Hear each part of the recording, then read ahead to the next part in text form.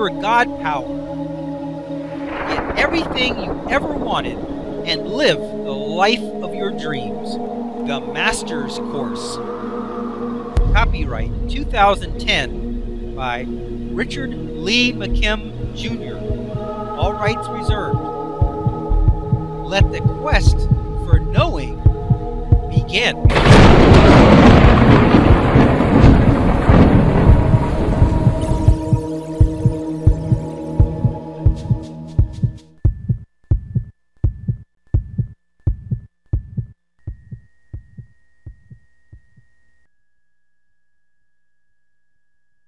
The meaning of meanings. It has come to the point where we need to really understand how powerful and versatile meaning is and why it is the basis of creation. Many people equate meaning to definition. That is, they say that the definition or description of the object is its meaning, but that is not exactly correct. Some might say that beliefs or intentions somehow equate to and describe meaning. But that is not exactly right either. Meaning is much more powerful and fundamental than definition or intention, as they are very different slices of possible reality. Meaning versus definition. If you look at the picture above of the yellow pencil, you might be inclined to say that it is a pencil and that it is a writing instrument. You would be correct. That is, as far as defining it in its most limited sense. But what if I asked you what is the meaning of what you see above? Then what would you say? If you defined a placebo as a fake sugar pill used to fool patients into believing that they have taken real medicine, you would be correct. But is it the definition of the pill that saved the patient, or was it the meaning of the pill? Meaning and definition are quite different. What is the definition of foreclosure? What is the meaning of foreclosure? While the meanings could range from the worst possible thing that could happen to a new freedom full of possibilities, its definition would still be the same. In the picture above of the pencil, an art teacher might assign the meaning to it that it was a sample of what the color yellow looks like.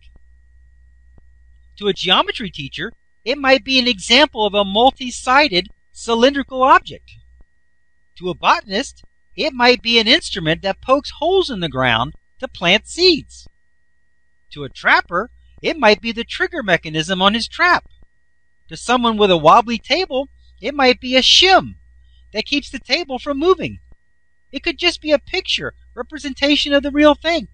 It could have hundreds of meanings, but it would still only have one definition. Since resonance is a function of meaning, you can easily see how many different possible ideas and results could be elicited from the universe as the meanings change from one thing to another. That is why resonance is based on the meanings and not the definitions. Meaning versus intention. Intention is not meaning either.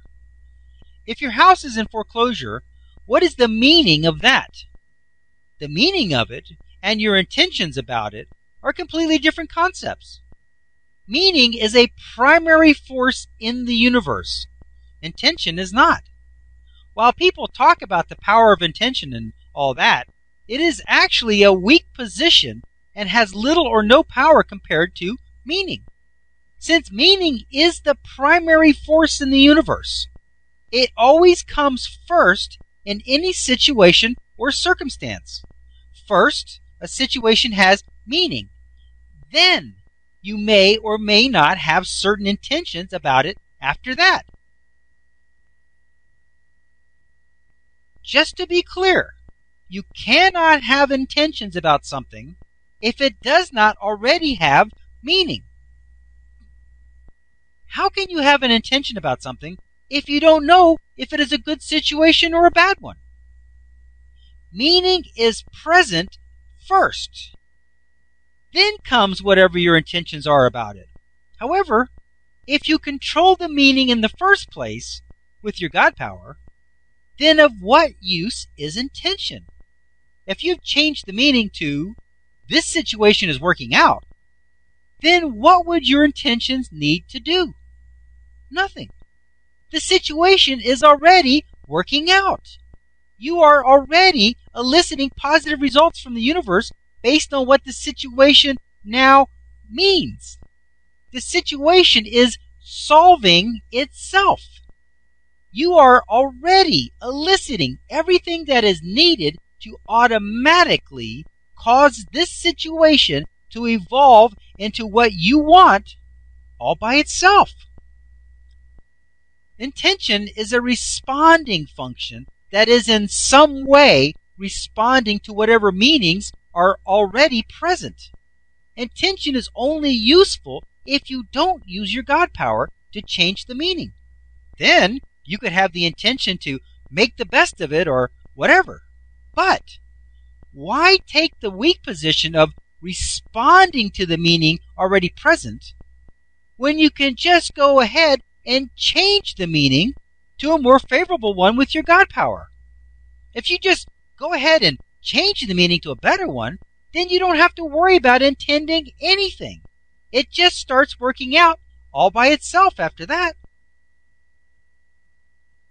When intention is used in an initiating way, such as, I intend peace on earth, it is like wanting. Whatever you intend for yourself or another, or the world for that matter, is the same as wanting, but a bit stronger and more assertive.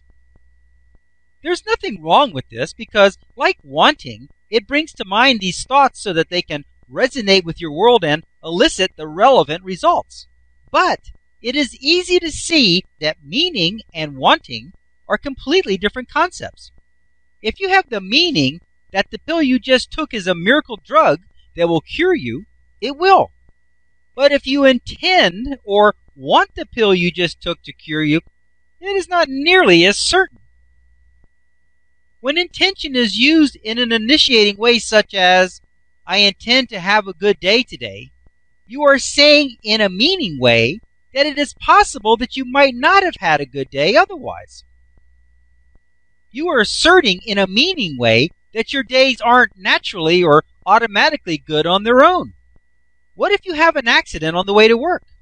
What would that do to your intention to have a great day? From this place, you might feel that your day has somehow gone bad or been temporarily interrupted. Now you will have to respond to this new development because it does not meet your initial intention. Would you then intend to make the best of it? If you even for a moment thought that you are going to make the best of it, you are asserting the meaning that it is a bad situation that you now have to somehow cope with or get past.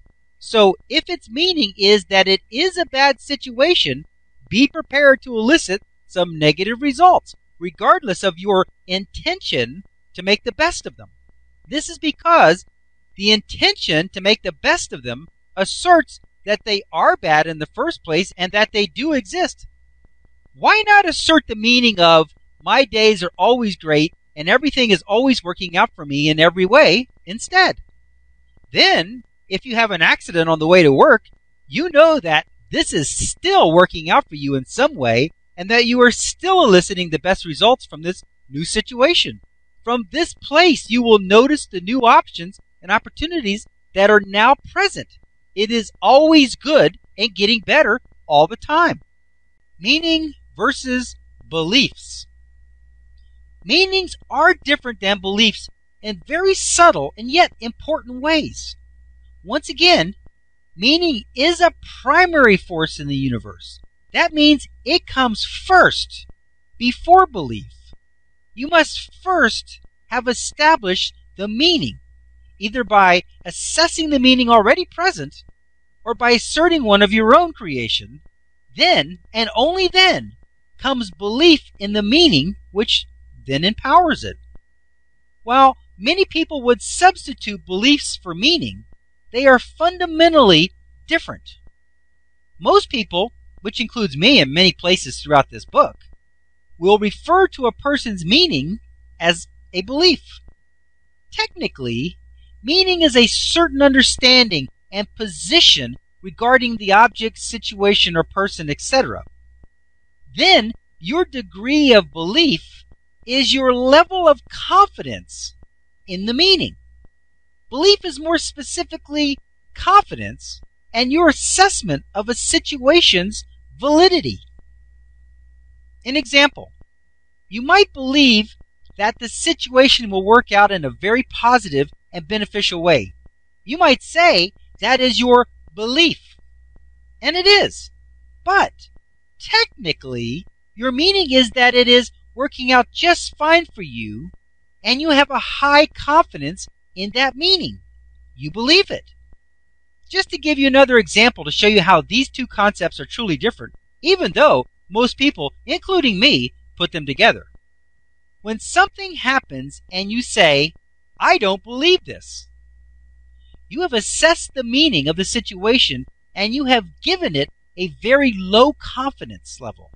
No confidence, no belief. You wouldn't now call this one of your disbeliefs, would you? You don't go around talking about your disbeliefs because you don't think of them in that way. It isn't wrong to call the meanings that you believe your beliefs. I just want you to really understand exactly what meaning is and how it is separate from beliefs but still integral to them.